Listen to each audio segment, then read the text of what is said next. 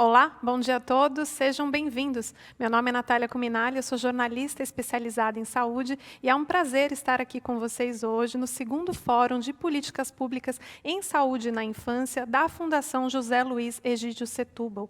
A Fundação atua em iniciativas sociais dedicadas à melhoria da qualidade de vida na infância, na pesquisa e ensino de conhecimento científico com foco em saúde infantil e na assistência médica infanto-juvenil. E o objetivo do nosso encontro hoje é justamente promover o debate e ampliar a discussão sobre 3 temas que são essenciais e urgentes no nosso país quando se trata de infância e adolescência: imunizações, saúde mental e segurança alimentar.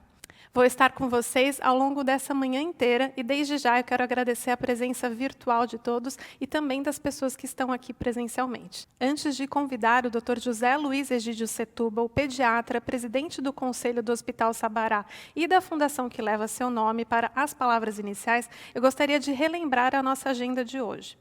Começaremos com a apresentação de imunizações do Dr. Juarez Cunha, presidente da Sociedade Brasileira de Imunizações, a SBIM, e ele vai apresentar um levantamento que aborda a queda na cobertura vacinal. Quais foram as causas dessa diminuição e o que podemos fazer para reverter esse cenário? Após a exposição, vamos debater o tema com o Dr. Renato Kifuri, membro do Comitê Técnico, assessor do Programa Nacional de Imunizações, o PNI, do Ministério da Saúde e presidente do Departamento de Imunizações da Sociedade Brasileira de Pediatria.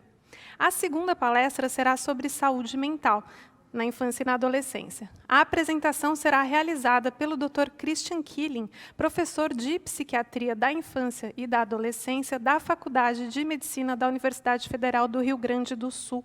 Ele vai nos trazer evidências reunidas no White Paper sobre os transtornos mentais nessa fase, quais são os entraves no nosso país e as propostas de ação. Na sequência, vamos debater os pontos essenciais do paper com o Dr. Jair Mari, professor titular e chefe do Departamento de Psiquiatria e Psicologia Médica da Universidade Federal de São Paulo. Na terceira e última exposição, será a vez de falar sobre segurança alimentar com o Dr. Mauro Fisberg.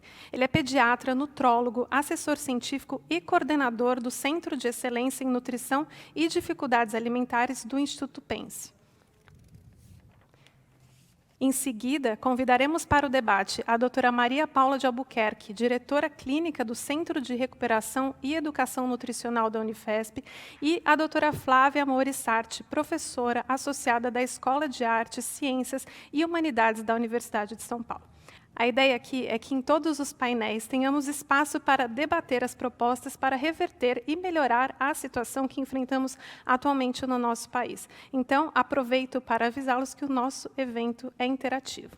Agora sim, a gente vai assistir um vídeo institucional da Fundação e, na sequência, o Dr. José Luiz Egídio Setúbal, pediatra, que é presidente do Conselho do Hospital Sabará e da Fundação que leva seu nome, fará a abertura do fórum. Imagine um espaço dedicado a cuidar da saúde das crianças no Brasil, onde saúde não é visto apenas como a ausência de doenças, mas um estado de completo bem-estar físico, mental e social. Imaginou? A Fundação José Luiz Egídio Setúbal acredita que uma infância saudável gera uma sociedade melhor. Com esse propósito, há 10 anos atuamos em iniciativas sociais para melhorar a qualidade de vida na infância. E a gente acredita muito naquela coisa de trabalhar a criança, na saúde da criança e na saúde de maneira global, né? De uma maneira holística, onde a gente não trata só do aspecto da doença, né? Do aspecto biológico. A gente tenta trabalhar nos aspectos biológicos, no aspecto psicológico e no aspecto social. Nossa missão? Promover a saúde infantil por meio da assistência, geração e disseminação de conhecimento. A assistência médica é realizada pelo Sabará Hospital Infantil. Considerado um dos melhores hospitais da América Latina, é o gerador de recursos financeiros para o propósito da Fundação. A humanização hospitalar é nossa vocação e o hospital investe nesta causa. Que este não é apenas um trabalho de entretenimento, não, apesar que entretém. Não entretém, Chapeuzinho? Sim, é um trabalho de amor, um trabalho de alegria, um trabalho de olho no olho, de conversa, de brincadeira, de refazer o quarto do hospital para um lugar mágico e surpreendente. A Fundação tem a missão de expandir o conhecimento em pediatria e incentivar estudos que gerem melhorias na assistência global à criança. O Instituto Pense é o protagonista neste campo.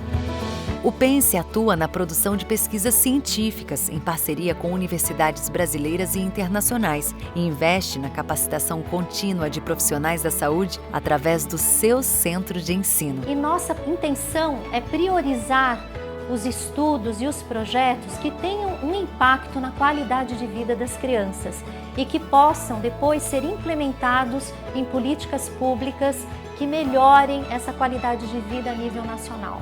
Recentemente, ele inaugurou um novo espaço para dar vazão aos novos projetos, dobrando sua capacidade.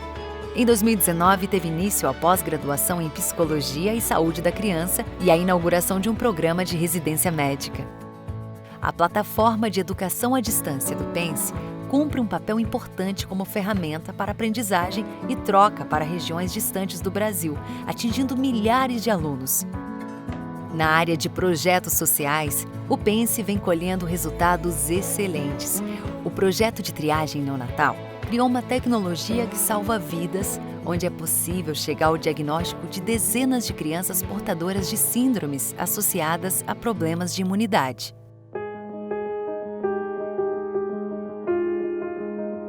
Um dos pilares da nossa fundação é a disseminação de informação sobre saúde infantil. Nossos canais nas mídias sociais se tornaram fontes de informação para pais, cuidadores e profissionais da saúde de todo o Brasil. A Fundação ampliou suas iniciativas e agora, junto ao hospital e o Pense, o Autismo e Realidade cumpre um propósito de difundir conhecimento, combater preconceitos e auxiliar na orientação de familiares, professores e cuidadores acerca do transtorno. Certificações e reconhecimentos recebidos ao longo dos anos nos honram, e isso nos atribui responsabilidades cada vez maiores. Logo no início da pandemia da Covid-19, quando São Paulo parou, o hospital rapidamente se mobilizou, implantou todos os protocolos de segurança e seguiu atendendo seus pacientes com a excelência de sempre.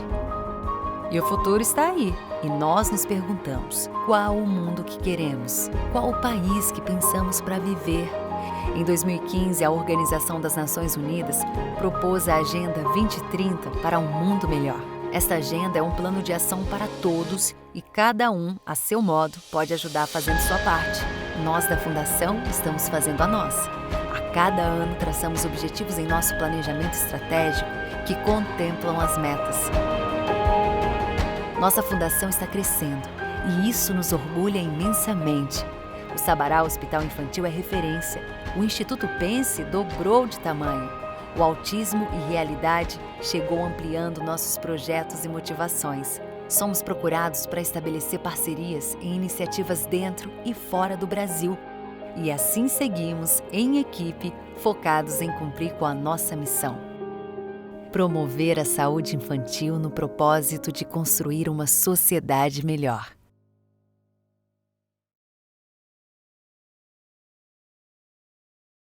Agora sim, eu vou convidar o Dr. José Luiz para dar as palavras iniciais e fazer a abertura oficial do evento. Muito bom dia, doutor, tudo bem? Bom dia, Natália. Bom dia a todos, bom dia a todas. E vamos lá. Temos uma bela manhã e eu queria começar com essa frase aqui. As crianças me mostraram em seus sonhos cheios de alegria o divino de cada um. Elas lembram a preciosidade de cada vida, especialmente as mais jovens, intocadas pelo rancor, pelo preconceito ou pela ganância. Agora que o mundo está tão confuso, nós precisamos de nossas crianças mais do que nunca. Para curar o mundo, precisamos começar curando as nossas crianças. Com essas palavras, o Michael Jackson inicia uma das mais belas versões do clipe Heal the World, música onde ele pede para que nos unamos para um mundo melhor. Como católico, poderia ter usado as palavras das últimas encíclicas do Papa Francisco, Laudato Si e Fratelli Tutti, onde também ele pede pela salvação do planeta através da fraternidade e da misericórdia. Mas escolhi o Michael Jackson para iniciar esta fala, porque ele remete à inspiração das crianças, a mesma que me impulsiona. Há 10 anos instituí essa fundação, cujo propósito é uma infância saudável para uma sociedade melhor. É nisso que acreditamos, é por essa causa que lutamos. Nossa fundação é mantenedora do Sabará Hospital Infantil, referência na assistência pediátrica em São Paulo e no Brasil, e considerado um dos melhores hospitais pediátricos da América Latina. Ele também serve como campo de pesquisa e estágios para o Instituto Pense, o Centro de Estudos, Ensino e Pesquisa e Projetos Sociais da nossa fundação. Nesses 10 anos fizemos muita coisa e criamos uma estrutura para produzir cada vez mais e assim realizar o nosso propósito. O Brasil é um país tremendamente desigual, em várias dimensões, e nós, representantes da sociedade civil organizada, acreditamos na sua força para ajudarmos o país a resolver estas desigualdades. Afinal, nesta pandemia, ela foi responsável pela doação de 6,4 bilhões de reais, que não é pouca coisa, além de uma mobilização sem igual, nunca vista. Este segundo Fórum de Políticas Públicas em Saúde Infantil tem este objetivo. No nosso primeiro fórum, chamamos os representantes dos candidatos à presidência naquela época para discutirem seus planos de saúde infantil. Foi muito rico, embora, infelizmente, o candidato vencedor não tenha enviado ninguém. Claramente, não tinha o que dizer, como vimos nestes 2 anos de pseudo-governo nesta área. Passamos por momentos sombrios no país e a pandemia parece ter aumentado as trevas. Áreas importantes como educação e saúde estão sendo desestruturadas e corpos técnicos competentes estão sendo dispensados e substituídos por pessoas pouco afeitas a estas funções. Devemos temer pelo futuro de nossas crianças e adolescentes, e por consequência do nosso país. Enquanto isso acontece, nossas lideranças dos 3 poderes e dos mais diversos partidos brigam e brincam sem se importar com o futuro de nossa nação, pensando mais uma vez de forma egoística no seu projeto de poder. Mas nós estamos aqui reunidos para, do nosso jeito e na medida que nos cabe, ajudar o Brasil.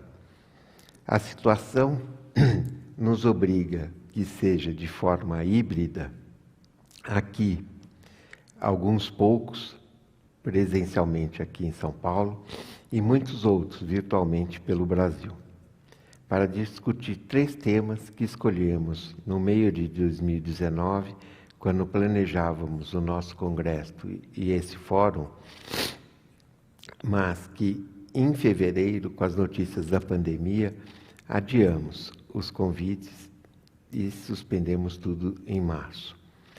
Quando voltamos a discutir o que faríamos em julho, vimos que os temas escolhidos não só mantinham a sua atualidade, como tinham ganho importância devido à pandemia. Discutiremos essa manhã como estamos e o que devemos fazer para melhorar a imunização no Brasil. Já fomos referência mundial e acabamos com a polio e sarampo, mas nos últimos anos estamos piorando nesse quesito. As últimas notícias sobre o planejamento de vacinação em massa para a Covid-19 são preocupantes. Abordaremos essa temática com os doutores Juarez Cunha e Renato Kifuri. Depois teremos a oportunidade de abordar um dos maiores problemas de saúde do século XXI, pelo menos a meu ver, o de saúde mental, e sob o ponto de vista da criança e do adolescente, que é muito pouco abordado, principalmente no aspecto de saúde pública, o que parece muitas vezes ignorar este problema. Lembrando que na pandemia, com o isolamento social, esses problemas se agravaram de maneira geral, sobretudo com a violência doméstica. Para isso, teremos as vozes dos doutores Christian Killing e Jair Mari. Para terminar, vamos discutir o tema da segurança alimentar, que sempre foi um dos maiores problemas da desigualdade social. E com a crise econômica decorrente da pandemia e com a suspensão dos subsídios sociais, deve piorar. Para isso, o Dr. Mauro Fisberg montou uma equipe multidisciplinar da maior qualidade para fazer esse debate e propor alguns caminhos. Finalizo agradecendo em nome da doutora Fátima Rodrigues, a toda a equipe do Instituto Pense, também a Luciana Munaretti e a Márcia Woods pela organização e a realização desse fórum. Aos professores que tão generosamente aceitaram participar e a todos que aqui estão, de alguma forma, ajudando a melhorar o nosso Brasil. Muito obrigado. Muito obrigada, doutor. Eu anotei um trechinho da sua fala inicial. Agora que o mundo está tão bagunçado, precisamos das crianças mais do que nunca. E, de fato, acho que quando o Michael Jackson escreveu isso, ele não imaginava que, nesse momento atual, o mundo está mais bagunçado ainda e a gente precisa muito mais ainda, né? Com isso, a gente vai ter um debate muito rico aqui ao longo dessa manhã. Então, como o Dr. Zé Luiz já passou para a gente como que vai ser a agenda, eu quero convidar o Dr. Juarez Cunha, que participará online para a sua apresentação sobre imunizações. Ele é presidente da Sociedade Brasileira de Imunizações, a SBIM, especializou-se em pediatria e intensivismo pediátrico pelo Hospital das Clínicas de Porto Alegre. Bom dia, doutor Juarez, tudo bem? Bom dia, Natália, é um prazer estar aí com vocês. O prazer é todo meu, doutor. Primeiro eu queria dizer, né, também como pediatra, faço minhas as palavras do doutor José Luiz Egídio Setúbal. Eu acho que concordo com absolutamente tudo, e eu só colocaria também para termos um mundo melhor, precisamos de empatia e compaixão. Então, assim, nesse segundo Fórum de Políticas Públicas de Saúde para a Infância, gostaria, em primeiro lugar, agradecer ao Dr. José Luiz Egídio Setúbal, à doutora Fátima Rodrigues Fernandes e Lissandra Pelizon, que há alguns meses nos procuraram, a SBIM, Sociedade Brasileira de Imunizações, e nos convidaram para participar desse fórum, né? Um fórum que vai discutir 3 temas importantíssimos, não só para a infância saudável, como para uma sociedade melhor, que são os lemas da Fundação. Então, teremos imunizações, saúde mental e segurança alimentar. Coube a nós da SBIM, é claro, o tema imunizações. Agradeço aos jornalistas Ricardo Machado e Carlos Caroni, da nossa assessoria de comunicação, e ao Dr. Renato Kifuri, também membro da nossa diretoria, pela parceria na confecção do white paper, que foi produzido, e também do material que irei apresentar. Nem preciso dizer que o nosso tema não poderia ser mais atual, né? Nunca se falou tanto de vacina como nos últimos meses. Infelizmente, na prática, isso não significou aumento nas coberturas vacinais. Depois a gente vai explorar um pouquinho mais sobre isso. Já a notícia de hoje, de início de utilização de uma das vacinas Covid, é histórica e tem que ser muito comemorada. E nos deixa otimistas para um futuro que esperamos seja próximo e consigamos eliminar ou controlar essa doença. Ao mesmo tempo, quando temos no Brasil quase quase 6,5 milhões de casos, quase 180 mil óbitos, não podemos deixar de nos solidarizar com os familiares, amigos e colegas, mas também pensar que a vida continua e as outras doenças também, inclusive as imunopreveníveis. Então, com essa fala, inicio a minha apresentação para a gente depois debater sobre esse assunto, que eu acho que deve ter muita dúvida, o pessoal deve ter muita coisa para querer discutir. Vamos passar aqui na modo apresentação.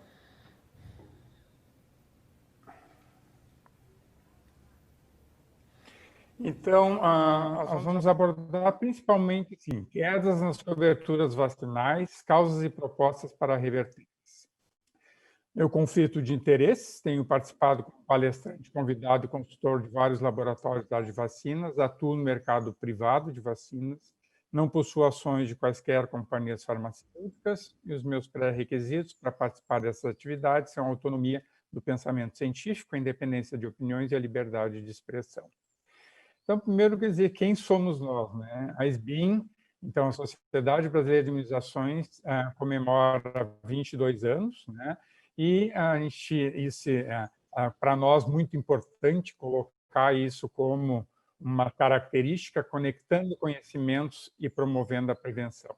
Valorizamos as vacinas como ferramentas vitais para a promoção da saúde pública, defendemos a regulamentação da atividade de vacinação, zelamos pelo respeito à ética, elaboramos calendários e manuais, promovemos atualização e reciclagem, atuamos junto aos órgãos públicos e colaboramos nas decisões do Programa Nacional de Imunizações. Temos marcos importantes nas imunizações no Brasil. Em 1804, a chegada da vacina varíola. 1811, criação da Junta Vacínica da Corte. 1892, criação do Instituto Bacteriológico em São Paulo, Instituto Adolfo Lutz. E 1900, criação do Instituto Soroterápico Federal, atual Biomanguinhos. Instituições super bem recomendadas e reconhecidas. Em 1901, criação do Soroterápico de São Paulo, atual Instituto Butantan. Veja que temos aí todas as instituições que continuam na ativa, apesar de tudo que foi comentado no início. 1942, eliminação da febre amarela urbana. 1973, eliminação da varíola das Américas. Em 1973, temos muito que comemorar a criação do nosso PNI, Programa Nacional de Imunizações. Esse programa nacional ele é amplo, ele distribui anualmente cerca de 300 milhões de doses imunobiológicos, entre 30 vacinas, 4 soros e 4 imunoglobulinas. É uma referência internacional, organizou campanhas de vacinação em outros países, no Timor-Leste, colaborou com ações em áreas conflagradas, como a Palestina, Cisjordânia e Faixa de Gaza, promoveu treinamentos, firmou acordos de cooperação técnica e doou vacinas a diversas nações. Esse é o nosso PNI, 46 anos, né? Então inicia lá na década de 70, né? 1973, ele inicia, e essa história, que é uma história de sucesso, e chega em 2020 com todos esses motivos que a gente tem para festejar em relação ao Programa Nacional de Imunizações, apesar de várias situações problemáticas que a gente vai ver para frente. Então, é um programa bem sucedido. Eliminamos a poliomielite, em último caso no Brasil, 1989, o certificado de erradicação da polio das Américas e no Brasil de 1994, eliminação da rubéola e da síndrome da rubéola congênita em 2015, também do tétano materno e neonatal, eliminação temporária do sarampo. O sarampo foi eliminado, considerado eliminado nas Américas e também no Brasil em 2016. Infelizmente, a partir de 2018, pelas baixas coberturas, a doença retorna. E controle de diversas doenças que impactavam na saúde pública. Acho muito importante a gente colocar que lá no início do PNI, enquanto nós tínhamos 4 vacinas, que era BCG, polio oral, difteria, tétano, coqueluche, tríplice bacteriana e sarampo, né? Essas doenças, na década de 90, com altas coberturas vacinais, todas foram sendo controladas, e muitas delas, como vocês viram, eliminadas, Mas com essa história nossa do PNI e todas as outras vacinas que foram incluídas em todas as faixas etárias, impactamos positivamente em todas as doenças imunopreveníveis que nós temos vacina. E o nosso calendário do Programa Nacional de Imunizações é considerado o melhor calendário gratuito e o mais completo de todo o mundo. Mas, ao mesmo tempo, isso tem uma complexidade que também a gente vai ver depois. Os retrocessos, né? As quedas nas coberturas vacinais. Nós tivemos, principalmente no final da década de 90, né, coberturas vacinais excelentes. Todas, apesar que eram poucas vacinas, mas todas elas a gente alcançava acima da meta, que em geral era ou 90% ou 95%. Né? Depois nós vamos ver os números atuais. Porque desde o início dos anos 2000, se manteve essas altas coberturas vacinais, mas a partir de 2010 começa a ter uma queda e fica mais evidente a partir de 2016 uma redução nos índices de vacinação. Em 2019, pela primeira vez na série histórica, nenhuma das vacinas oferecidas pelo PNI para crianças com até 1 ano atingiu as coberturas necessárias. Daí, só lembrando aqui que as vacinas que a gente tem como meta 90% é BCG e rotavírus, as outras todas são 95% no primeiro ano de vida. E a tendência é de que o cenário se intensifique, principalmente agora com a pandemia.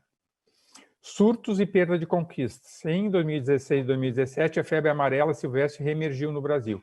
Em 2019, 3 anos após receber o certificado de eliminação do sarampo, o país perdeu esse certificado, esse documento, após surtos que atingiram principalmente o norte e o sudeste e continuam até hoje, que também vamos ver depois. Então, esse slide é do PNI, também as coberturas vacinais e homogeneidade da cobertura, né? Porque nós, além de cobertura, nós precisamos que elas sejam homogêneas. Homogêneas é que 70% dos municípios consigam atingir as coberturas. E vejam que, como eu tinha falado, 2019, aqui estão as principais vacinas no primeiro ano de vida, né?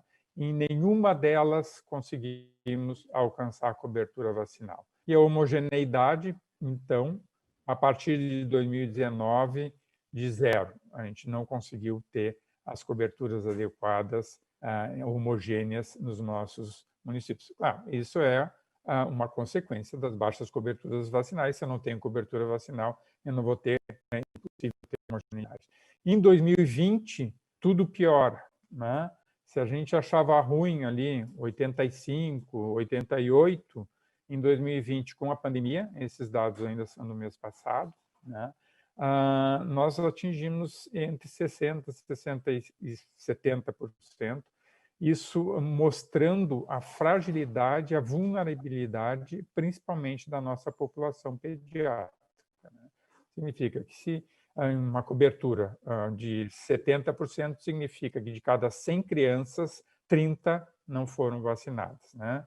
E quando eu vejo para a hepatite B 54%, quase metade das crianças não vacinadas, das 3 milhões de crianças que nascem por ano no nosso país. A homogeneidade, como eu tinha falado, né, foram números que foram caindo e a gente não atinge a meta de 70% já há alguns anos, né, mas vejam como estamos em 2020.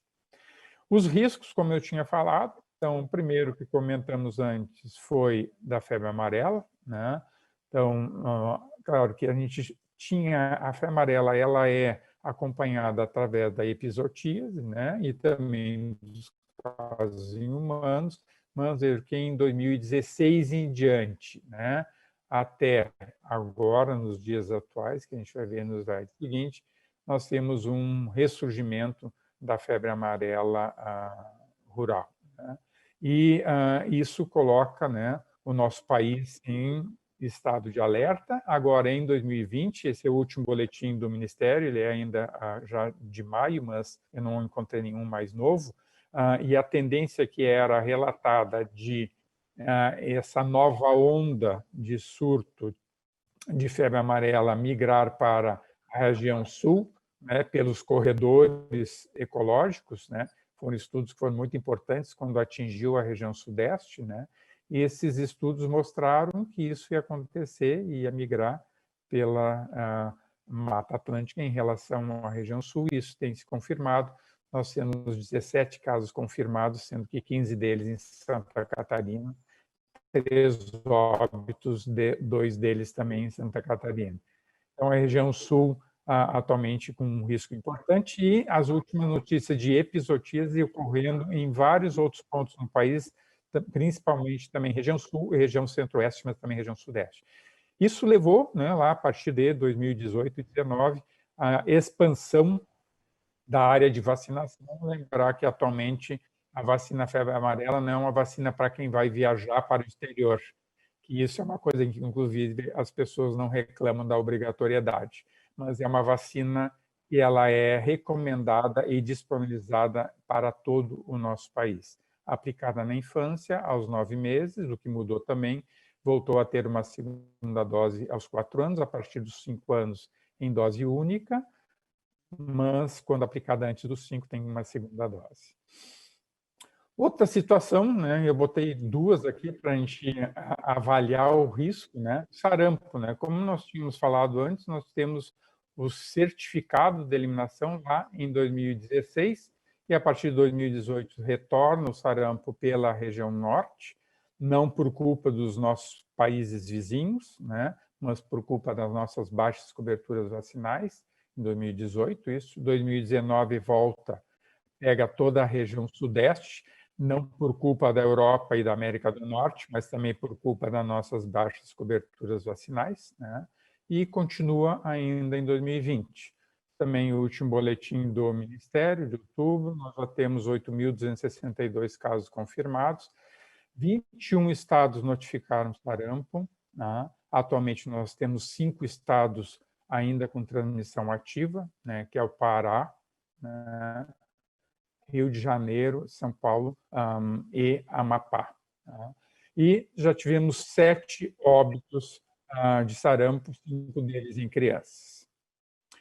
Daí vem um conceito que eu acho que é fundamental, daí voltarmos, né, um pouquinho para 2019, esse alerta que a Organização Mundial de Saúde coloca, ela coloca como 10 alertas de ameaça para a saúde global, né? E um deles era a hesitação em vacinar, que era observado já, né? Tanto que também aqui se observava com as nossas quedas de coberturas vacinais nos últimos anos.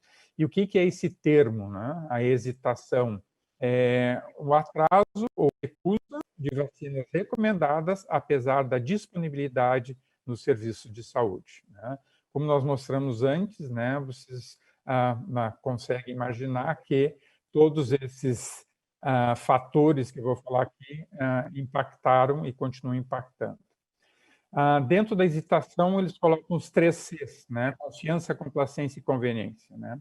A confiança não é só confiança na eficácia e segurança das vacinas, é nos governantes, no sistema que o fornece, né? Nos profissionais da saúde, nas motivações dos formuladores de políticas que decidem sobre as vacinas necessárias.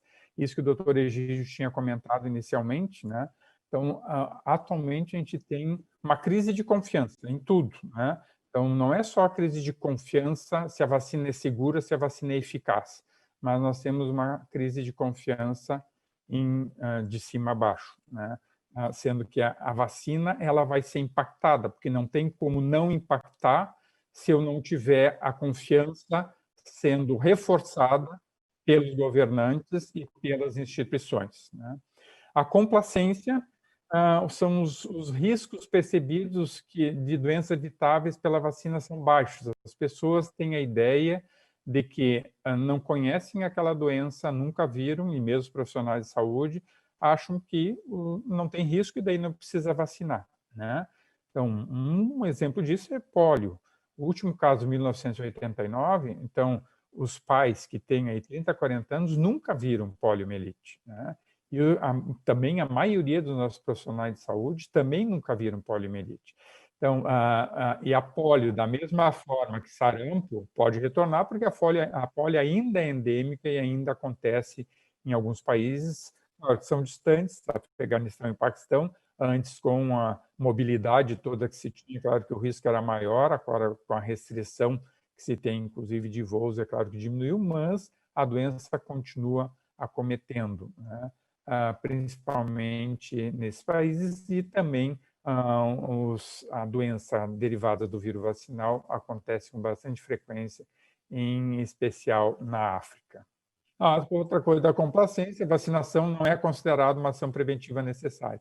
Então, o nosso papel é transmitir isso para a população.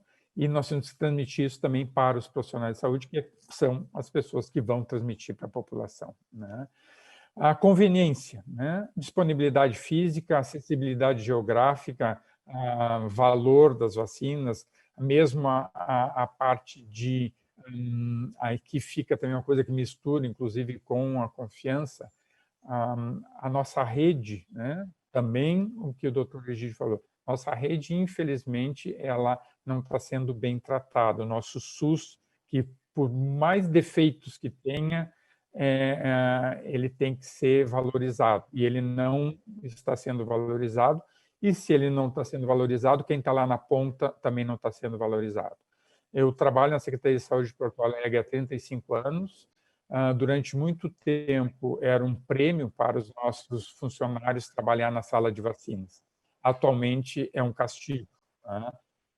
Porque é uma rotatividade muito grande e as pessoas não estão sendo valorizadas dentro da sua capacidade do que podem passar para a nossa população, né? A capacidade de compreensão, a linguagem em saúde é fundamental, nós temos que aprender a falar, nós temos que aprender a nos comunicar. Sabemos que é difícil para nós, profissionais de saúde, muitas vezes transmitir o recado de uma forma que as pessoas entendam. Isso tem que ser treinado, nós temos que capacitar as pessoas para isso, né? E um apelo do serviço de imunização afeta a aceitação, então, isso também é importante. Comentei antes aqui, dificuldade de acesso, horário de funcionamento limitado, isso também tem um estudo que o Unicef fez, falando não só da parte de horário, isso aqui entra também na conveniência, né? Não só no horário de funcionamento, que em geral as mães que levam para vacinar, e o posto de saúde funciona exatamente no mesmo horário comercial, né? Então isso até tem sido alterado pelo Ministério da Saúde, tem um incentivo para isso, né?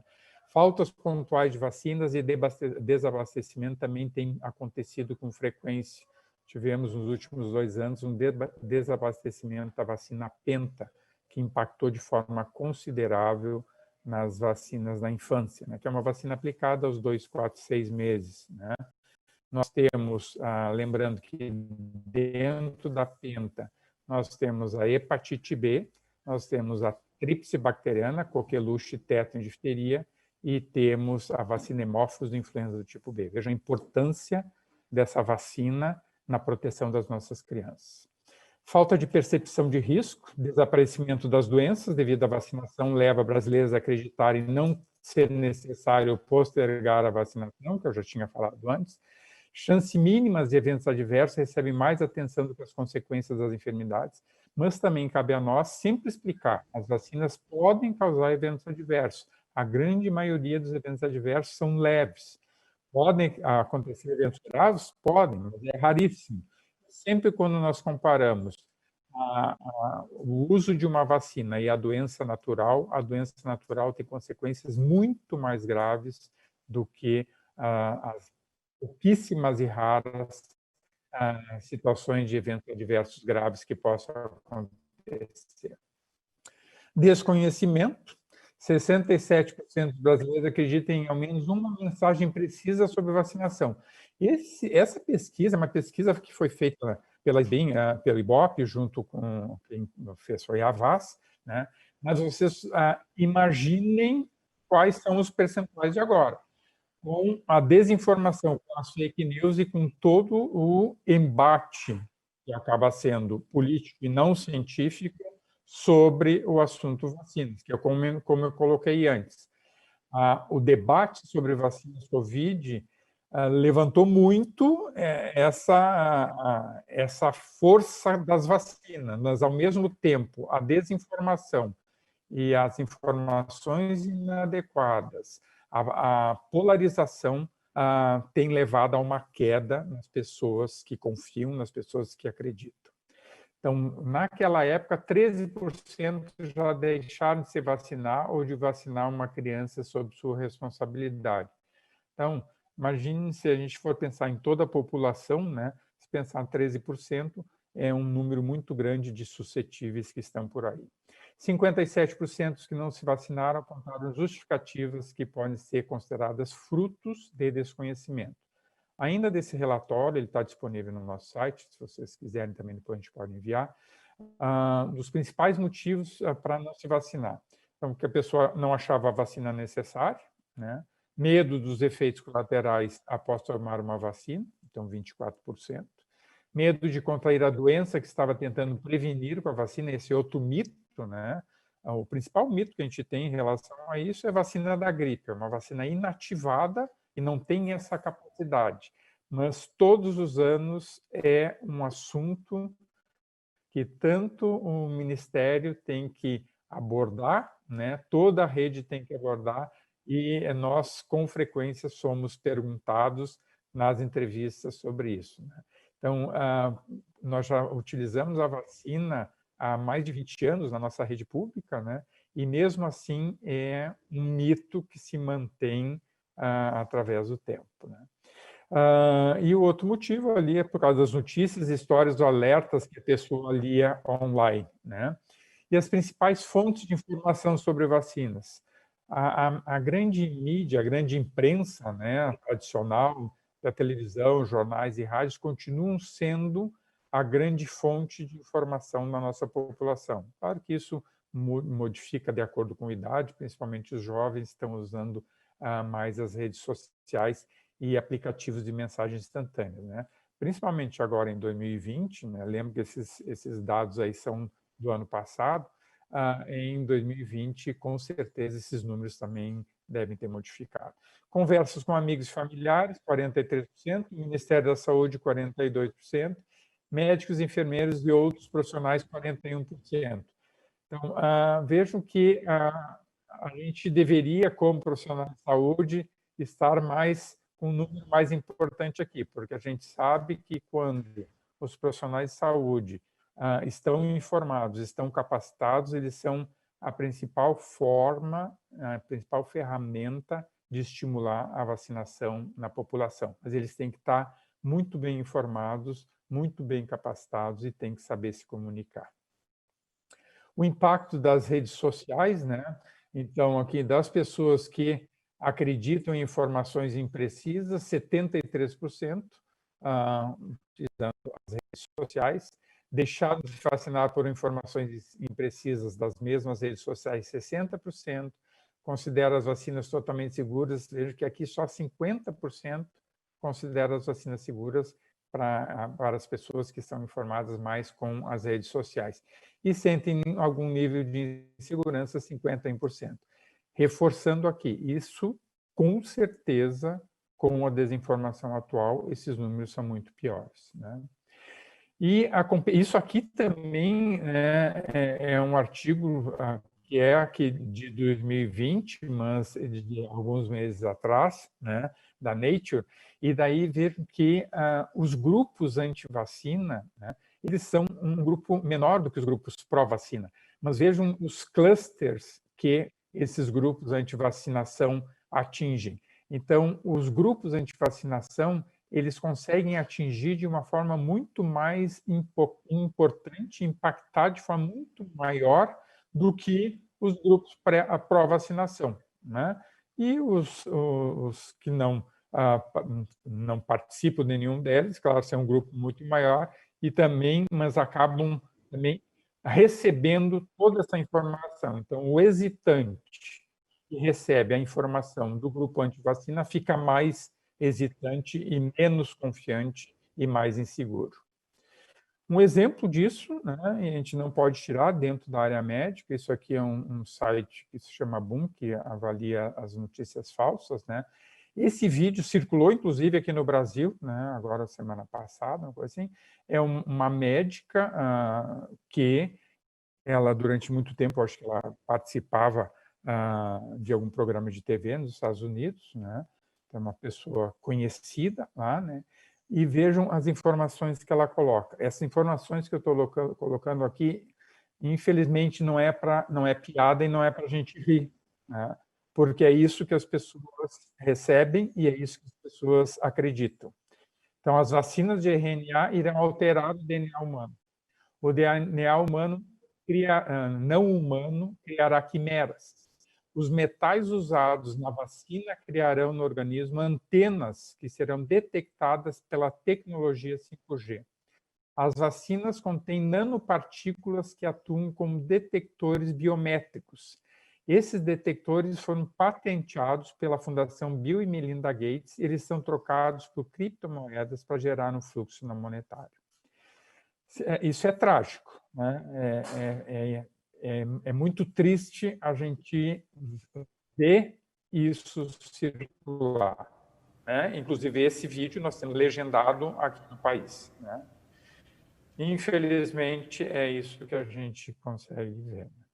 Então, assim, a percepção sobre a segurança das vacinas no Brasil, esse é um artigo do Lancet que saiu agora, e ele avalia, né, há alguns anos, né? Então, vejam como de 2015 nós tínhamos a população brasileira concordava que as vacinas eram seguras, um número maior, caiu em 2019, cai mais ainda agora em 2020.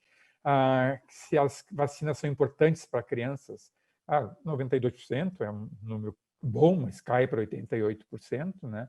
E se são efetivas, 75% cai para 56%. Vejam o impacto que a desinformação, as fake news e os grupos antivacinas estão levando.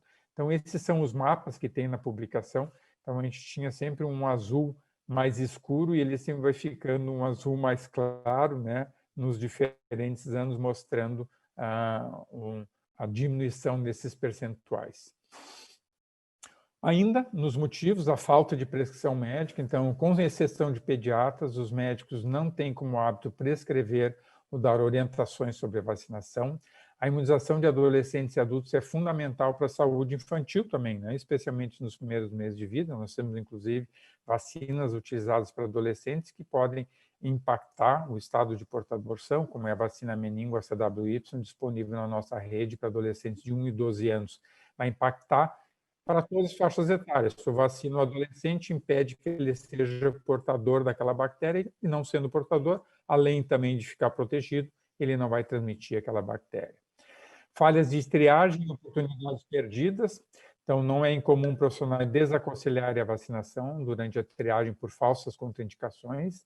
Aqui até eu queria colocar um que eu ia comentar antes e acabei esquecendo, naquele estudo do Unicef, que também foi compartilhado no nosso site. Uma das coisas que é colocado, né, na nossa rede de pós-saúde é não só a triagem, como senhas. Então, muitas vezes as pessoas vão nas unidades e recebem senhas para alguns dias depois retornarem para se vacinar. Dizendo que nós temos vários nós que conseguem impactar negativamente para a gente ter as vacinas em dia. Paralelamente, pessoas que vão às unidades por outros motivos ou para levar as crianças sob sua responsabilidade para vacinar, não são questionadas sobre a situação vacinal.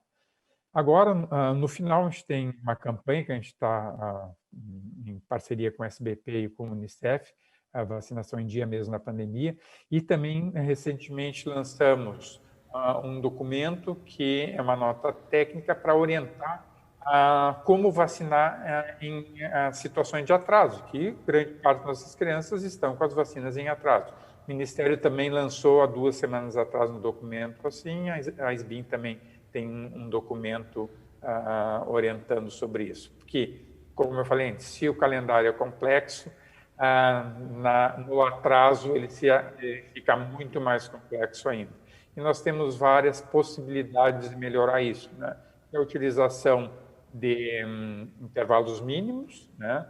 Que, em geral, a gente bota os intervalos usuais, mas a gente tem intervalos mínimos que podem ser utilizados, e regras importantes, assim, principalmente de intervalo entre vacinas, né? a grande maioria das vacinas podem ser aplicadas no mesmo dia ou com qualquer intervalo entre elas, mas muitas vezes nossos profissionais não têm essa informação. Dentro das propostas, gestão do PNI, parcerias, atuação médica de enfermagem, legislação e comunicação, que é fundamental. Então, gestão do PNI, ampliar o horário de atendimento, como a gente falou antes, isso é um movimento que tem crescido em todas as unidades de saúde, várias capitais, várias cidades já ampliaram os seus horários, provavelmente na estratégia para a Covid isso também vai ter que ser muito bem orquestrado e com certeza terá que ser ampliado. Formar estoques para evitar faltas ou desabastecimentos, como a gente já observou em outros momentos. Formular estratégias para diminuir perdas técnicas e físicas de doses, né? Que é uma coisa comum também. Lembrar que muitas vezes nós temos frascos de múltiplas doses, isso também leva a perdas, né, das vacinas. Investir na contratação e retenção do pessoal, isso é fundamental. Ministrar treinamentos regulares a profissionais das unidades de saúde, incluindo os que não atuam diretamente com a vacinação. Todos os profissionais de saúde que trabalham nas unidades têm que saber sobre esse assunto, né? E a D é uma alternativa que ficou ainda mais visível e mais clara a partir de agora da pandemia. Sabe que é uma ferramenta que já era muito utilizada e ela vai ser cada vez mais utilizada. Nós temos uma experiência muito boa, que é o Vacinas Online, que a gente teve, foi contratado até pelo Ministério da Saúde. Nós tivemos acesso a mais de 110 mil pessoas em todo o país. Esse curso atualmente está sendo reformulado, porque a vacina também tem modifica muito de um ano para o outro, e como a gente tinha colocado isso em 2016 a 2018, tem várias coisas para a gente atualizar. Realizar a busca ativa com vacinação casa a casa, lembrar também que agora, em 2020, nós tivemos várias outras estratégias de vacinação, né? Como vacinar nos carros, que para a criança isso é impossível, mas a vacina da gripe, nós tivemos sucesso em vários países que utilizaram a vacinação em drive-thrus. Envolver nos esforços os agentes comunitários de saúde do Programa de Estratégia de Saúde da Família. Eles conhecem a comunidade, eles conhecem todo mundo, então é muito mais fácil a gente chegar até aquela família, né, com os agentes comunitários, desde que eles estejam informados e capacitados para isso. Concluir a implantação do registro nominal e corrigir falhas do CIPNI. Todo mundo fala que um dos motivos também das nossas baixas coberturas vacinais é a migração dos sistemas de informação, né? Então, isso começa a partir de 2016, ele toma mais fôlego a partir de 2018. Atualmente, as nossas unidades informam no eSUS a vacinação, o CIPNI ainda é utilizado também pelas clínicas privadas e pelos CRIs. Mas o registro nominal é fundamental, né? E também nós termos esse registro possível de ser acessado em qualquer lugar do país e saber qualquer vacina que foi aplicada, tanto na rede pública como na rede privada, é fundamental para podermos avaliar aquela carteira vacinal e planejar a vacinação. Parcerias, convênios entre os Ministérios da Saúde e Educação, né? Nós temos levado isso, nós tivemos uma experiência muito boa em 2014 com a vacinação, na primeira etapa da vacinação HPV, que foram aplicadas dentro da escola, né? Esse teve um impacto enorme, né? Com coberturas excelentes, mas acho que também falta de comunicação e medo dos eventos adversos, as escolas preferiram não manter isso, mas a gente sabe que também precisa melhorar, estreitar essa parceria entre os dois ministérios para colocar isso em prática novamente. Que a melhor forma de conseguir coberturas vacinais, claro que isso aí vai ser em crianças com mais idade e adolescentes, né?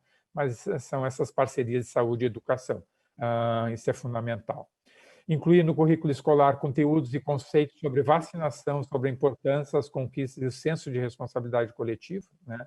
Então, isso a gente tem que passar para as nossas crianças, nossos adolescentes, como também temos que passar para os nossos professores. Eles precisam conhecer isso para poder nos ajudar a passar esse recado.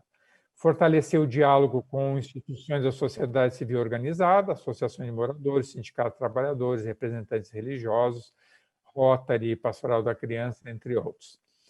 A atuação médica e de enfermagem incluía a revisão do calendário vacinal na anamnese do paciente e prescrever vacinas, independente da especialidade e faixa etária atendida.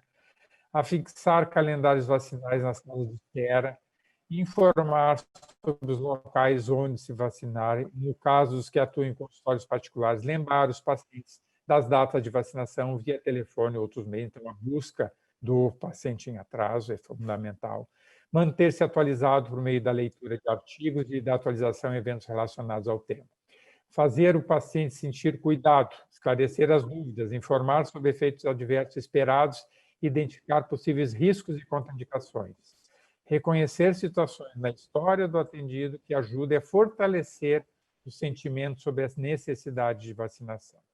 As escolas de medicina e enfermagem aprimoraram o ensino sobre imunizações na graduação e nas residências, independentemente da especialidade, criando uma nova geração de profissionais da saúde mais afeitos às imunizações. Na legislação, diante da existência de leis que prevêem a vacinação obrigatória, cabe aos envolvidos com a vacinação conhecer, entender, respeitar e destacar as implicações e as sanções que podem advir da recusa. Criar mecanismos que tornem obrigatória a apresentação da carteira de vacinação de todas as crianças e adolescentes como requisito para matrícula em escolas. Isso já é lei em vários estados. Caso o documento não esteja atualizado, pais e responsáveis devem ser encaminhados a um serviço de saúde para receber as devidas orientações. Usar as leis para educar, em vez de punir, né? Exceto em casos extremos. Prisão, perda de tutela, multas elevadas e impedir o acesso à educação podem criar novos problemas em vez de resolver o atual. Por fim, a comunicação. Evoluir para um modelo que inclui os diferentes atores sociais. O Brasil tem grandes diferenças regionais, tanto do ponto de vista cultural quanto epidemiológico. Uma única mensagem não é suficiente para atingir a todos. Priorizar o diálogo e a informação personalizada. Buscar apoio de lideranças locais vistas como confiáveis pela população, como representantes de associações de moradores ou grupos religiosos. Estreitar o relacionamento com a mídia e fortalecer a atuação nas redes sociais. Os profissionais de saúde tocar no assunto sempre que possível, falar sobre benefícios e segurança e estar pronto para esclarecer dúvidas, em especial dos que demonstram hesitação. Tudo em linguagem simples, sem termos técnicos. Evidenciar de forma ética os riscos e a consequência da não vacinação. A SBIM tem se esforçado muito para isso. Alguns exemplos de publicações, nós temos no calendário de vacinação dos pacientes especiais, temos o nosso portal da família SBIM, que de uma linguagem voltada para o leigo, explica tudo sobre as doenças, sobre as vacinas, sobre os mitos, né? Ele é muito interativo e a última novidade que a gente tem é essa aba dos pacientes especiais. É um grupo que tem disponibilidade de vacinas pelos CRIs e, infelizmente, pouco conhecidos pelos profissionais e pela população, né? Aqui os nossos sites, que são os únicos sites em língua portuguesa, que menos eram, né? Os únicos sites quando foram incluídos no Vaccine Safety Net, que é uma organização da Organização Mundial de Saúde, com instituições que passem segurança sobre o assunto vacinas. Nossos dois sites, o familiasbim.org.br e o isbim.org.br, fazem parte do Vaccine Safety Net, e a gente convida que vocês acessem esses sites para nos conhecer um pouco melhor. A campanha que eu comentei antes, o que muda na rotina das imunizações, isso há alguns meses nós lançamos, vacinação em dia mesmo na pandemia, claro que com cuidado, né? Lembrando que enquanto nós não temos a vacina não é a solução, ela faz parte da solução e, infelizmente, vai demorar ainda para nós, né? Alguns meses. Então, nós temos que usar máscara, nós temos que lavar as mãos, nós temos que evitar aglomeração, mas saúde é essencial, vacinação é essencial. Então, conheçam essa campanha, ela coloca sugestões tanto para a população, como para profissionais de saúde, como para gestores, de como se vacinar em dia mesmo na pandemia. Obrigado.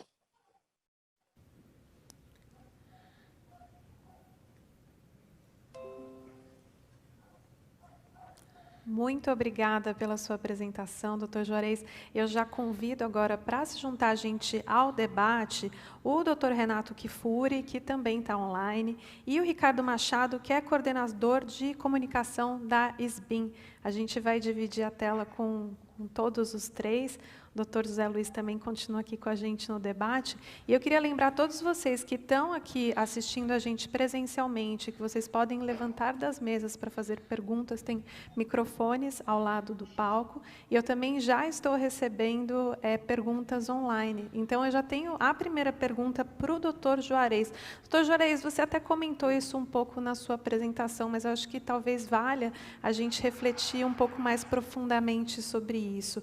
Esse desejo coletivo para termos uma vacina para a Covid-19 pode ser um fator positivo para a melhoria da cobertura vacinal, ou esse receio das reações adversas pode ser a maior perda de confiança nas vacinas? E daí eu faço o meu acréscimo, né, para essa pergunta.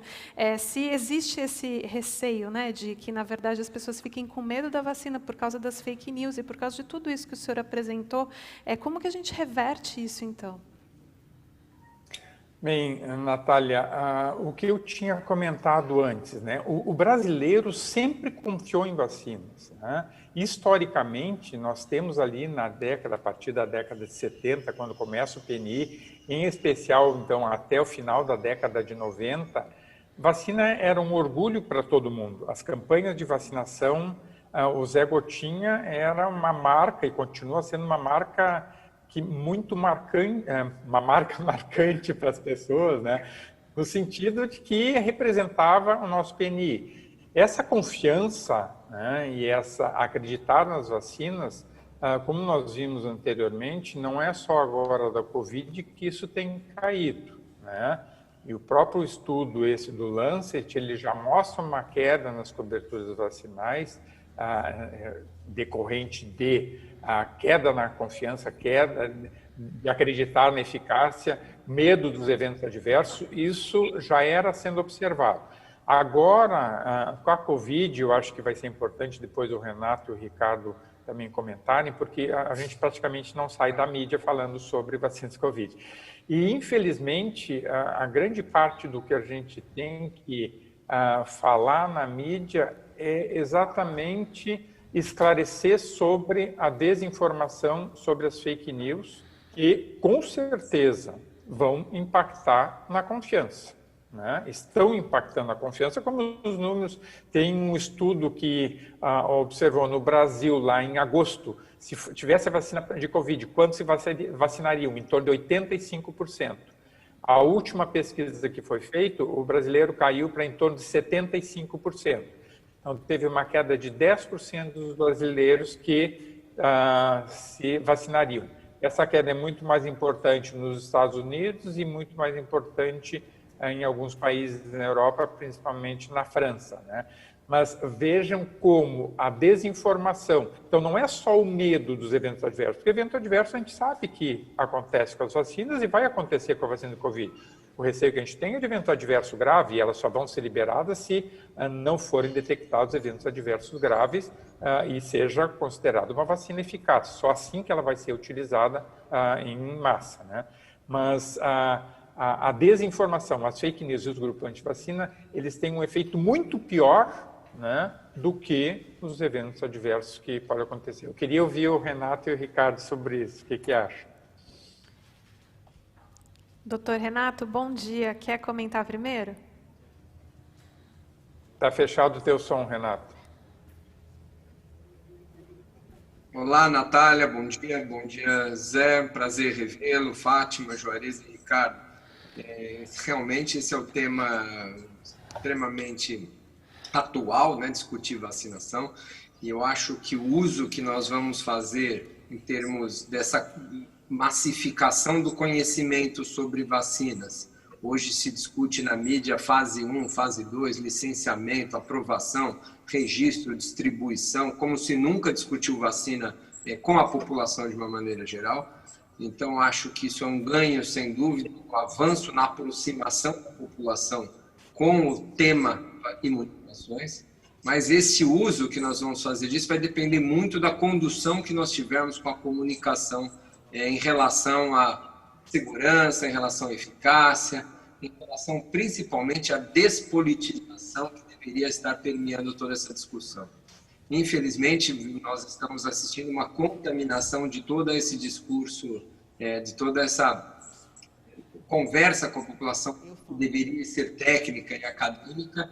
Infelizmente, a contaminação política está trazendo malefícios na confiança, questões políticas, questões geopolíticas, xenofóbicas por vezes, as vacinas ganhando, como em outros aspectos da pandemia, uso ou não de máscara, uso ou não de medicamentos, isolamento horizontal ou vertical, toda essa epidemia tem sido polarizada por discussões públicas, e eu temo que a gente não faça um melhor uso deste excelente momento que nós poderíamos estar vivenciando. O nosso trabalho, eu creio que é esse, temos gasto muito tempo de nossas energias, como o Juarez falou, para tentar minimizar todo esse impacto negativo e trazer à luz toda essa importância e relevância que as vacinas têm, agora otimizando esse cenário da Covid, oportunizando este momento para falar de quão importantes são as vacinas. Estamos vivenciando a falta que uma única vacina faz. Imagine se fizessem faltas todas as vacinas que nós já estamos disponíveis. Excelente. Eu queria ouvir os comentários do Ricardo. Ricardo, pensando um pouco no que o Dr. Juarez também falou, né? A gente viu ali na apresentação dele uma fake news que provavelmente todo mundo que está aqui assistindo e que está aqui presente recebeu, que é essa do RNA, o que a vacina faz e tal. A impressão que dá é que as fake news elas estão cada vez mais elaboradas. As pessoas elas estão criando essas fake news e as pessoas conseguem cair mais facilmente porque elas têm desconhecimento. Então, como reverter isso, principalmente porque a gente sabe que ano que vem o debate de vacina vai continuar aquecido, né? Oi, Natália, boa tarde. Bom dia a todos. Agradeço a oportunidade de estar aqui com vocês. É uma relação muito desigual. Assim, sinceramente, é impossível praticamente a gente concorrer de igual para igual, porque a gente teria que lançar mão de estratégias que ferem a ética. Porque o grande trunfo do discurso antivacinista é que eles se apoiam numa linguagem de profundidade emotiva. Então, quando eles dizem, por exemplo, a vacina causa autismo, você vai fazer isso com seu filho? Existe um risco. Tem certeza que você vai vacinar seu filho? E aí, quando você chega nessa situação, uma mãe que não tem muita informação e que querem fazer a melhor escolha para o seu filho, eles ficam hesitantes.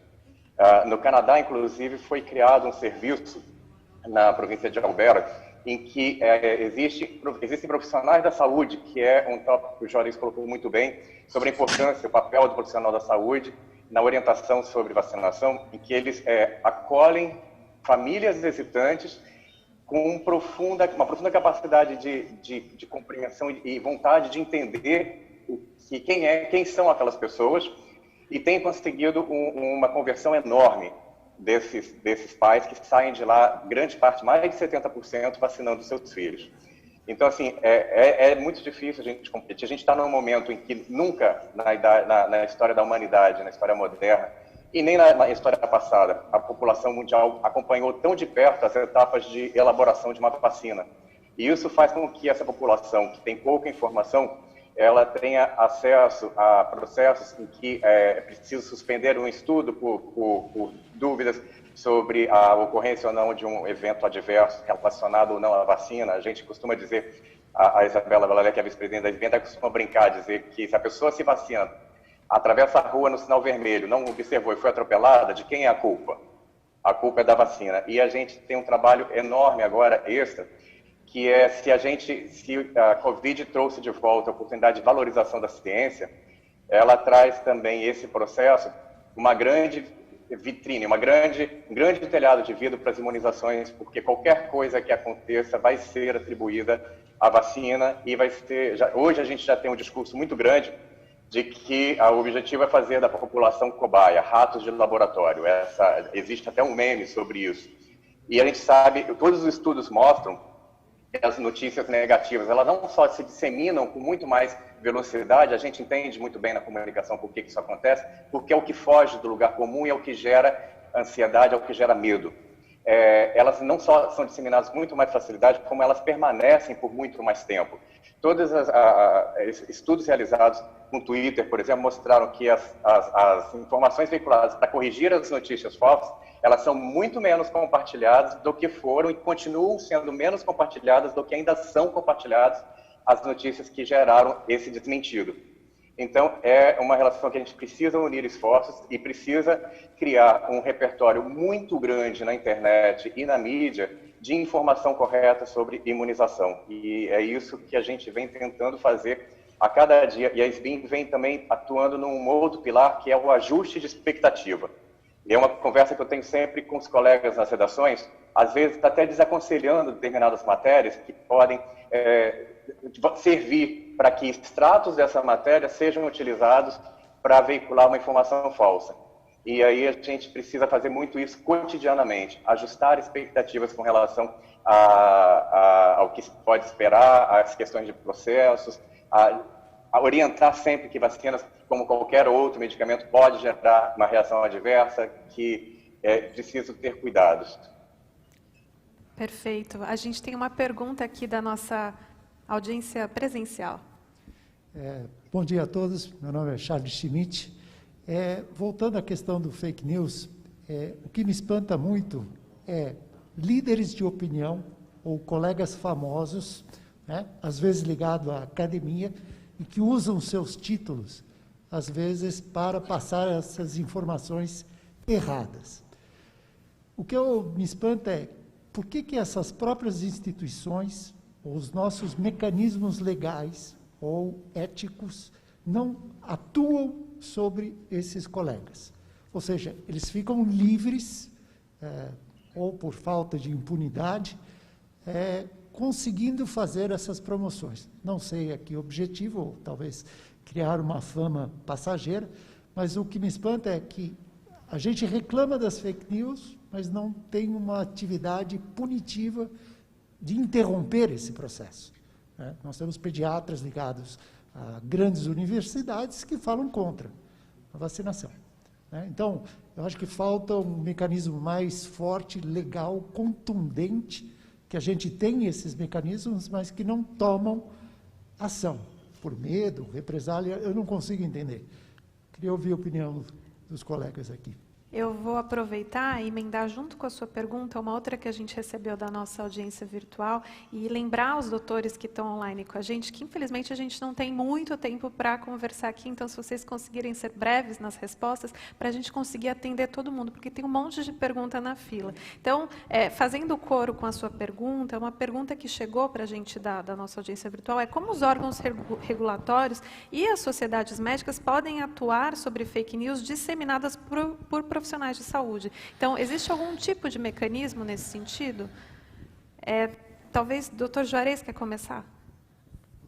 Eu concordo totalmente com o que foi colocado, né? O que nós temos observado de colegas renomados e que usam, inclusive, as instituições onde trabalham, onde se formaram, para defender uma fake news é assustador, né?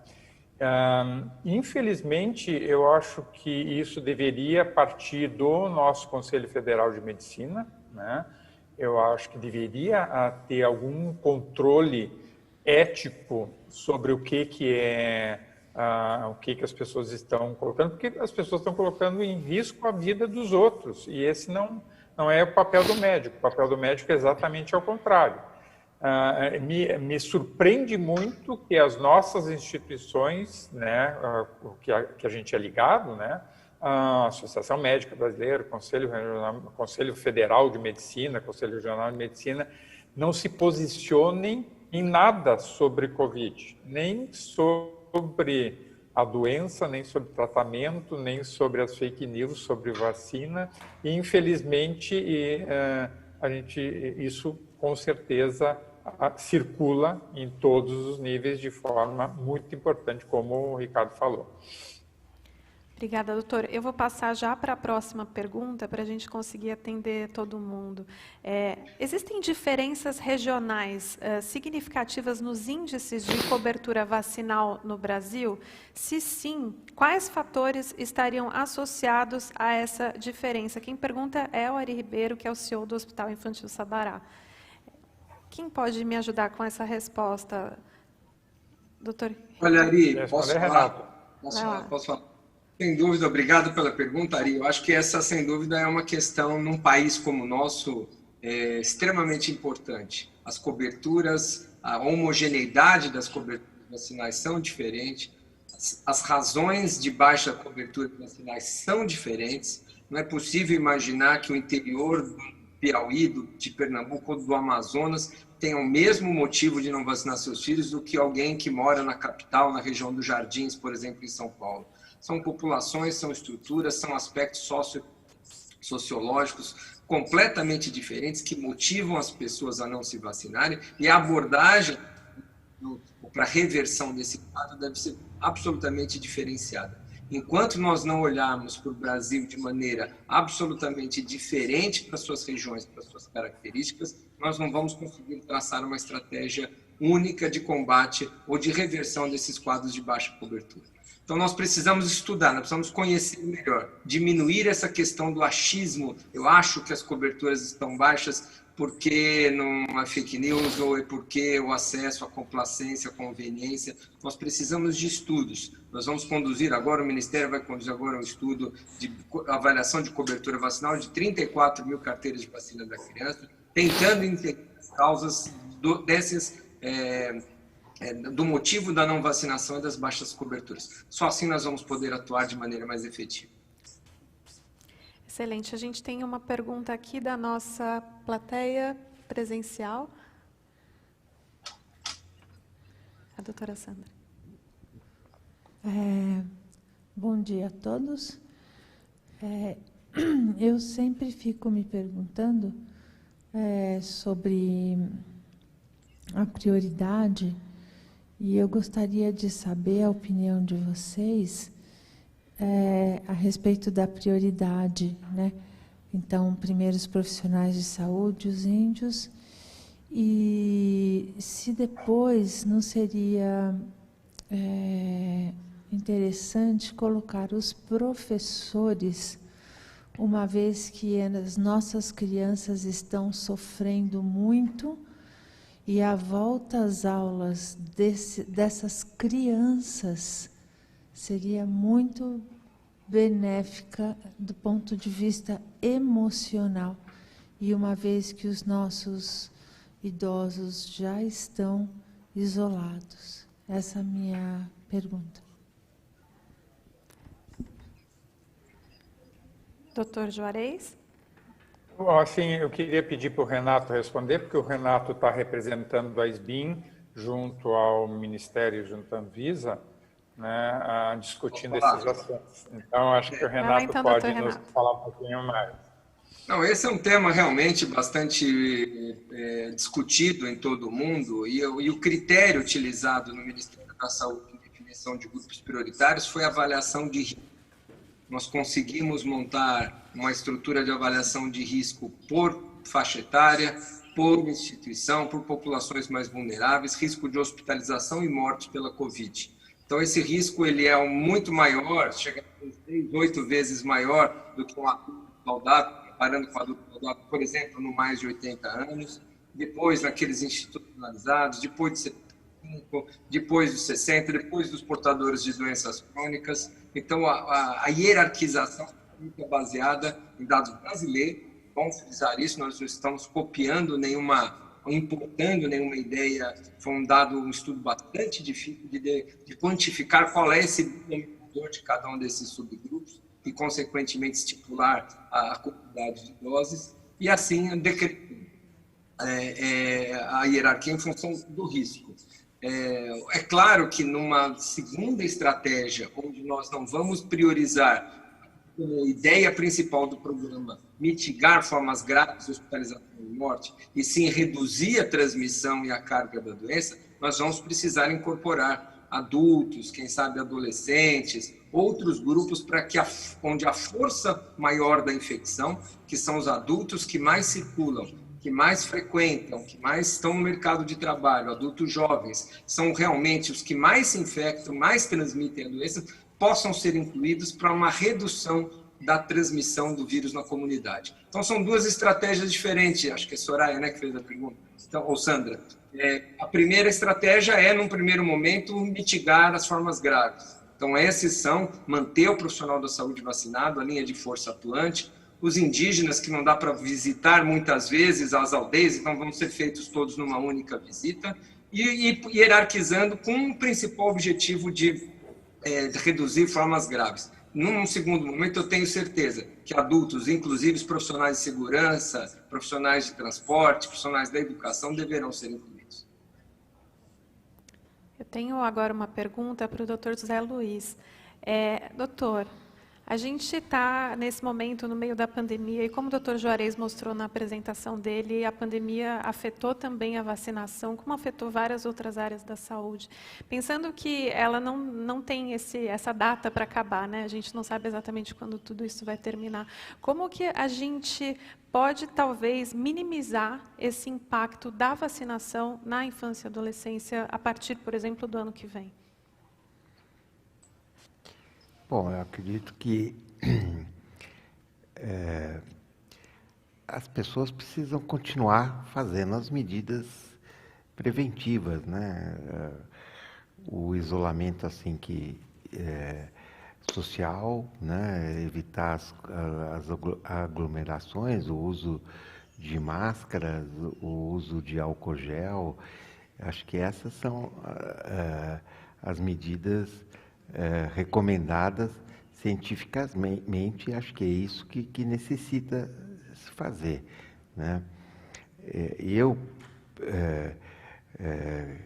como pediatra, eu endosso a posição aí da Sociedade Brasileira de Pediatria e dos colegas que assinaram. Eu sou favorável à volta das crianças à escola, né? Então, apesar dos pais serem temerosos, as evidências, em outros países, as crianças voltaram para a escola e tal. É tudo polêmico, né? É tudo difícil de tomar decisões, né? Mas eu acho que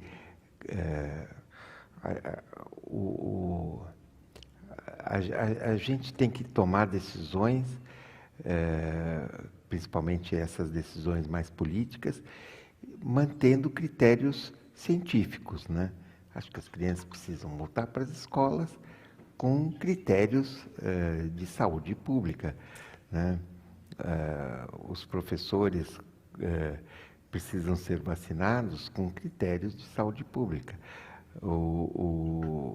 Quer dizer, como o Dr. Renato falou, precisam ser escolhidos critérios. E, a partir desses critérios, a gente toma decisões. Sempre vão ser discutidas se os critérios são os melhores, né? É que nem a escolha dos jogadores da seleção. Nunca é uma unanimidade, né? Sempre vai ter o que acha que deveria ser de um jeito, sempre vai ter o que acha que é de outro. Mas eu acho que com o pouco conhecimento que a gente tem do vírus, é um vírus que não tem, estamos completando um ano, né, do vírus, agora em dezembro. A gente tem que tomar decisões em cima do que a gente conhece. E esse conhecimento ele é muito rápido e vai mudando. Então, pode ser que decisões que nós tomamos hoje sejam erradas num futuro próximo. Mas temos que arriscar. Eu acho que temos que tomar a melhor decisão no momento que a gente toma. Decisões baseadas em evidência, né, doutor? Isso. Muito bom. Tem outra pergunta aqui que mandaram para a gente. Como comunicar melhor para que a população tenha mais elementos e para que ela consiga identificar as notícias absurdas sobre vacinação?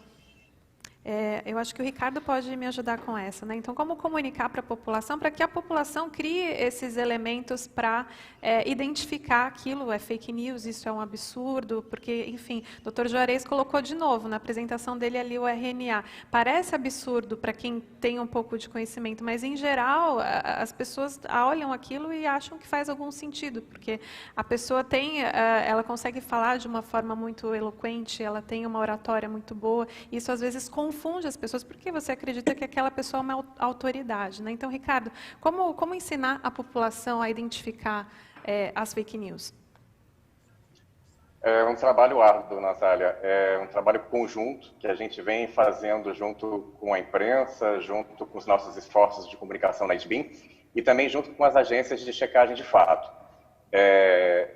Mas isso não é suficiente, nem vai ser nunca, porque enquanto as instituições todas, como o Dr. Juarez colocou bem no início, não trabalharem forte para recuperar a sua credibilidade, a sua crença nas instituições, parte desse trabalho, desse esforço nosso, da sociedade científica, estará perdido, porque vai sempre existir uma dúvida, da mesma forma que alguém pode olhar um discurso antivacinista e falar, mas essa pessoa não me parece bastante qualificada, qual o crédito dela? E a gente tenta informar isso em várias campanhas que a SBIM realiza sobre aspectos que identificam a fake news, como, por exemplo, os apelos emocionais muito fortes, aqueles pedidos, não deixe de compartilhar, pelo amor de Deus, e falta de fontes exatas, a notícia saiu na mídia, está no site das instituições científicas, mas nada disso adianta, porque a gente sabe como é que o ser humano atua. A gente atua motivado pelo medo. É por isso também que as taxas de cobertura caem, porque a gente deixou de ver o sarampo ao lado, a gente deixou de ver a rubéola ao lado.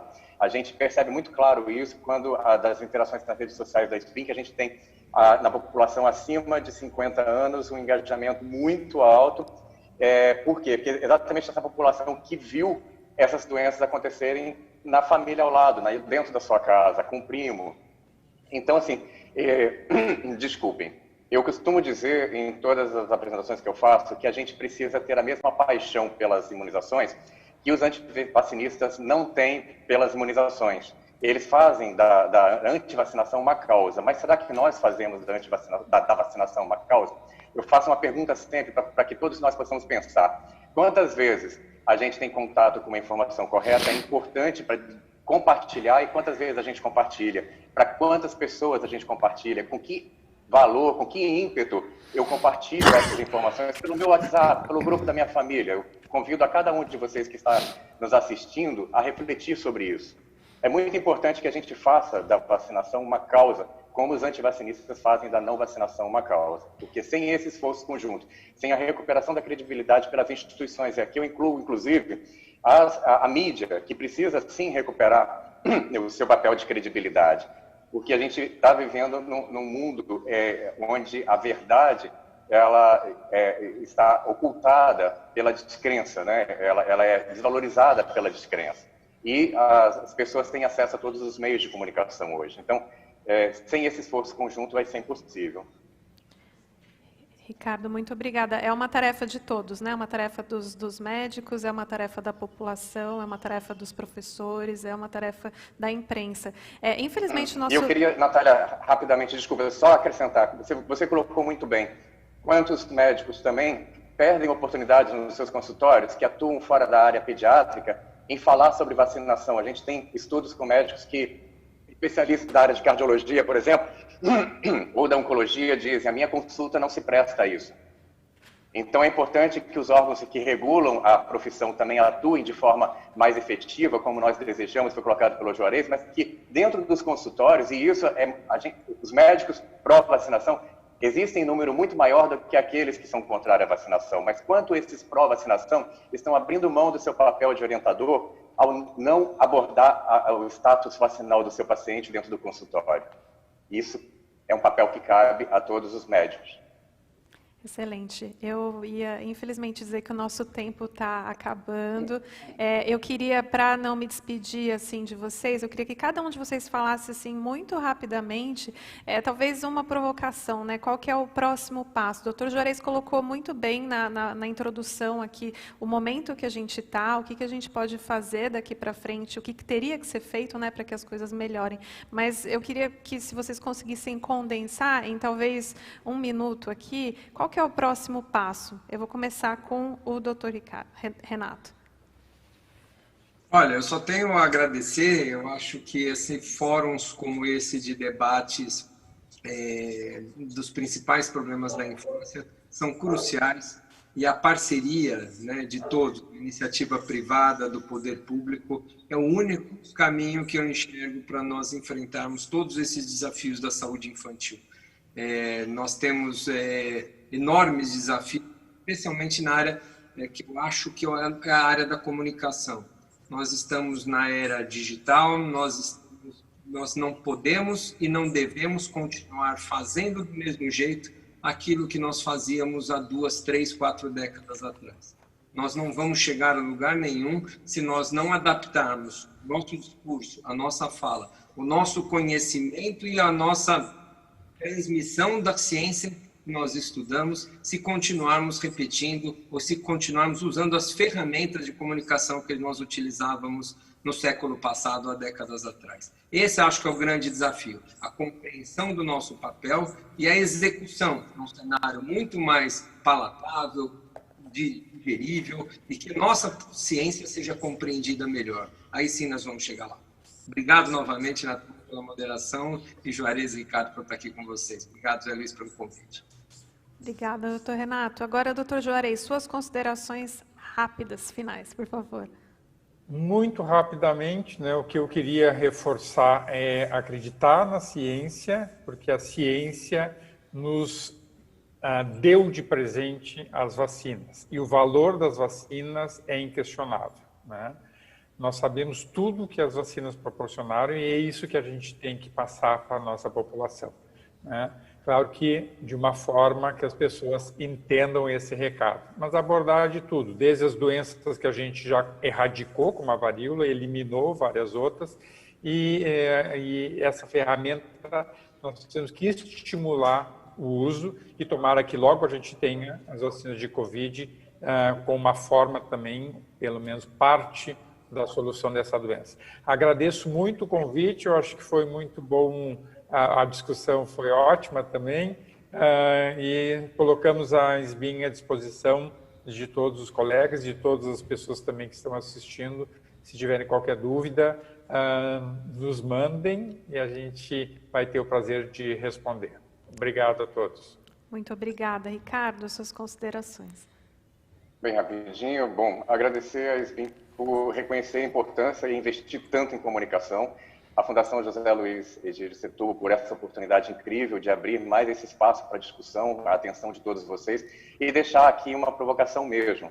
Compartilhe, não compartilhe, preciso compartilhar mais, prescrevo, não prescrevo, preciso falar mais sobre vacinação no meu consultório. A gente, com esses 2 exercícios, já vai conseguir fazer uma grande diferença. Excelente. Agora, doutor José Luiz, por favor. Eu queria agradecer ao doutor Juarez, doutor Renato, ao Ricardo, pela participação. Acho que foi muito bom.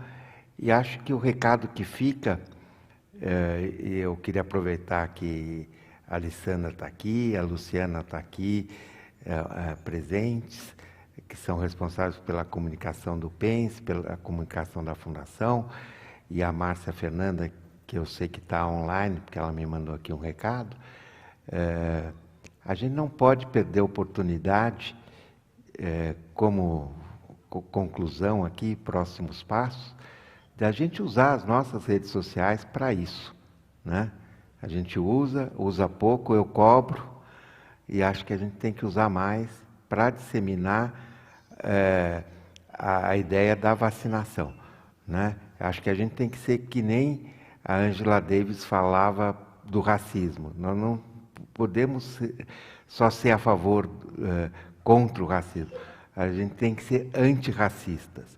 Então, acho que a posição tem que ser a mesma em relação à vacinação. Tá certo? Então, vocês que cuidam da comunicação, a gente tem que ser uma atitude muito mais agressiva a favor da vacinação.